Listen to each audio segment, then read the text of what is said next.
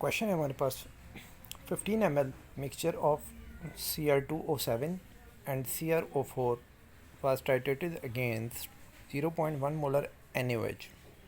Equivalence point for the titration was observed at 20.0 ml NaOH consumed. तो situation कुछ इस तरह की है, एक आपके पास सैंपल है जिसके अंदर क्रोमेट है और डाई क्रोमेट है। इस सैंपल के अंदर हमने क्या किया कि NaOH जो है वो ऊपर से ब्यूरेट के ज़रिए से डाला। तो NaOH ने इसके अंदर एक प्रोसेस किया और वो प्रोसेस ये होता है कि NaOH जो है तमाम डाई क्रोमेट्स को क्रोमेट्स में कन्वर्ट कर देता है।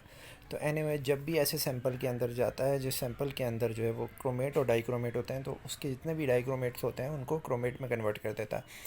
सो इट्स मीन डैट कि NaOH जो आपको एंड पॉइंट देगा वो क्या देगा कि जितने भी क्रोमेट सैंपल के अंदर पहले क्रोमेट भी थे और डाई क्रोमेट भी थे, ठीक है, Cr प्लस Cr2 दोनों मौजूद थे।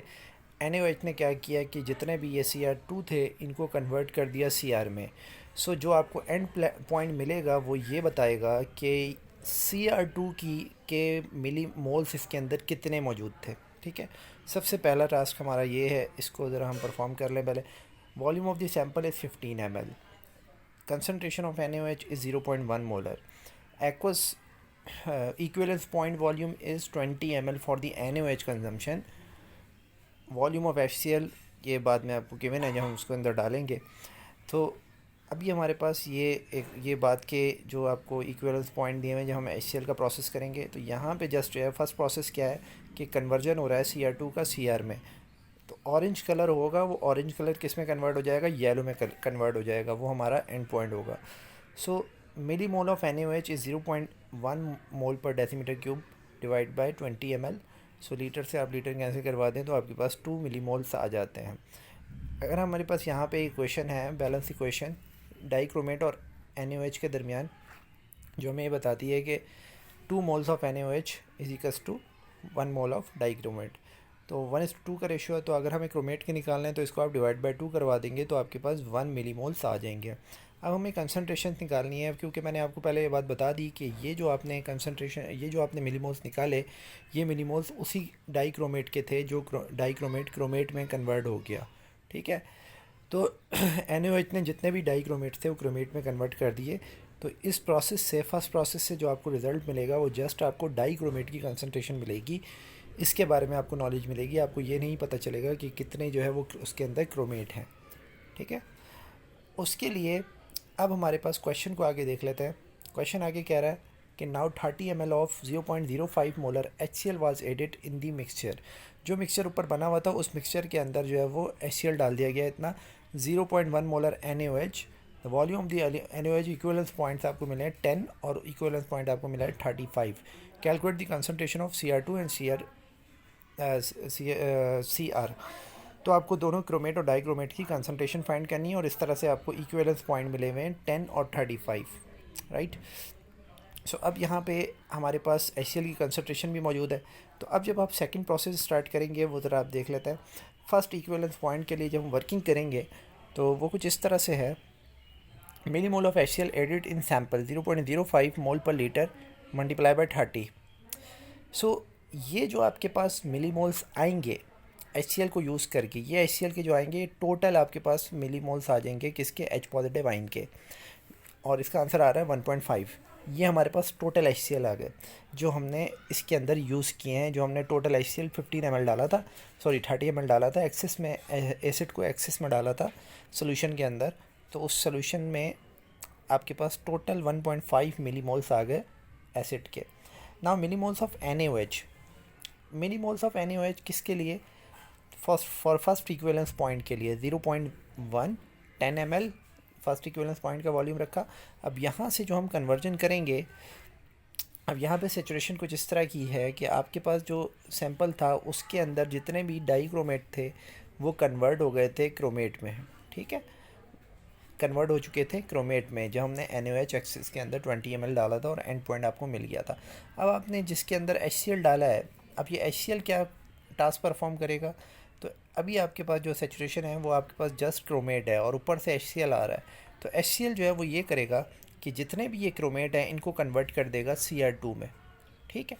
क्योंकि ये 30 ml है, 30 ml काफ़ी ज़्यादा है इस सैम्पल के अकॉर्डिंग, वे सैम्पल 15 ml है, तो इसके अंदर जितने भी क्रोमेट है वो सारे डाइक्रोमेट में कन्वर्ट हो गए, लेकिन स्टिल इसके अंदर एसिड बचेगा। तो अब आपके पास सेचुरेशन क्या है, Cr2 मौजूद है और HCl मौजूद है इसके अंदर, ठीक है।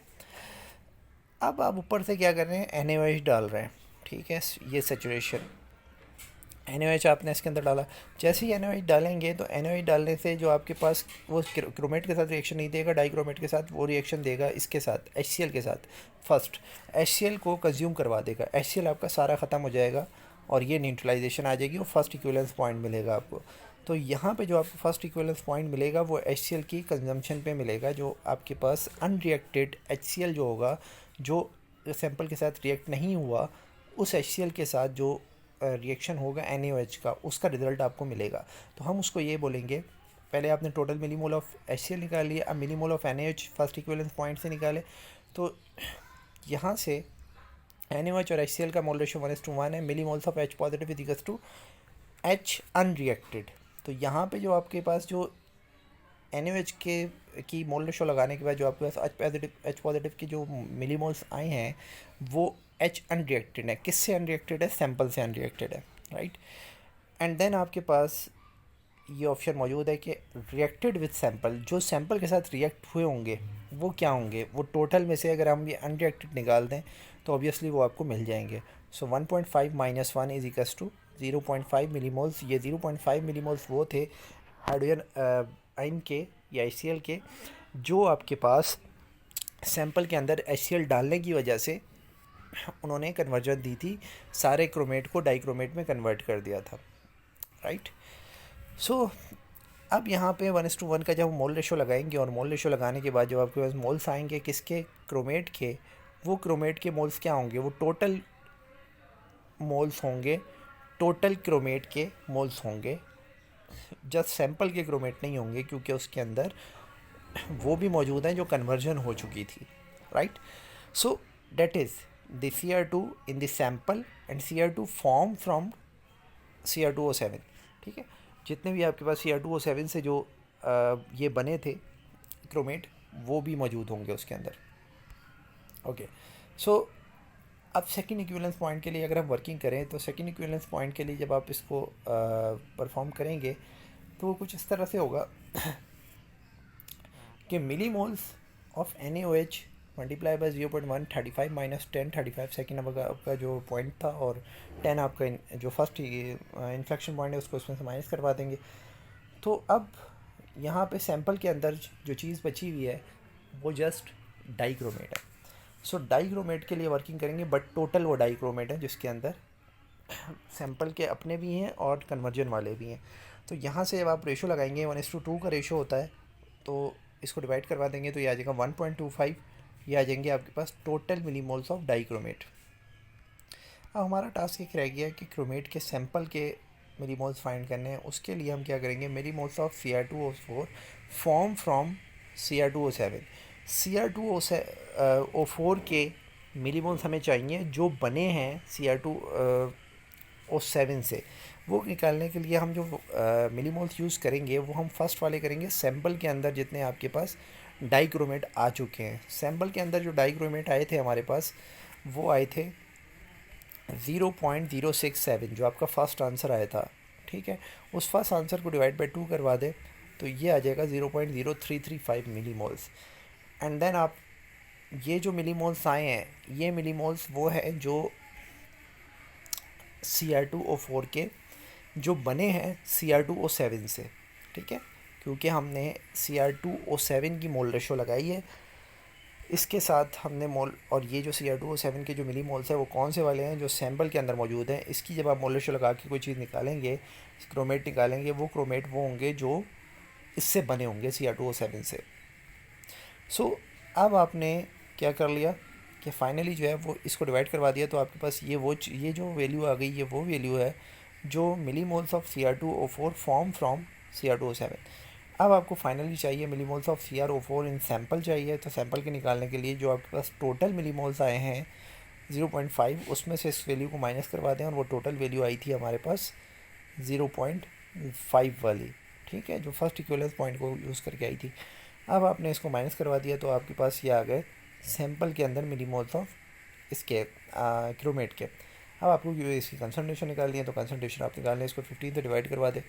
15 से जो आप इसको डिवाइड करवा देंगे, क्योंकि आपके पास जो टोटल सैंपल था वो 15 ml था। Thanks for watching. इस क्वेश्चन को हम एक और तरीके से भी कर सकते हैं, वो ये है कि आप इस फर्स्ट वाले पार्ट को इग्नोर कर दें।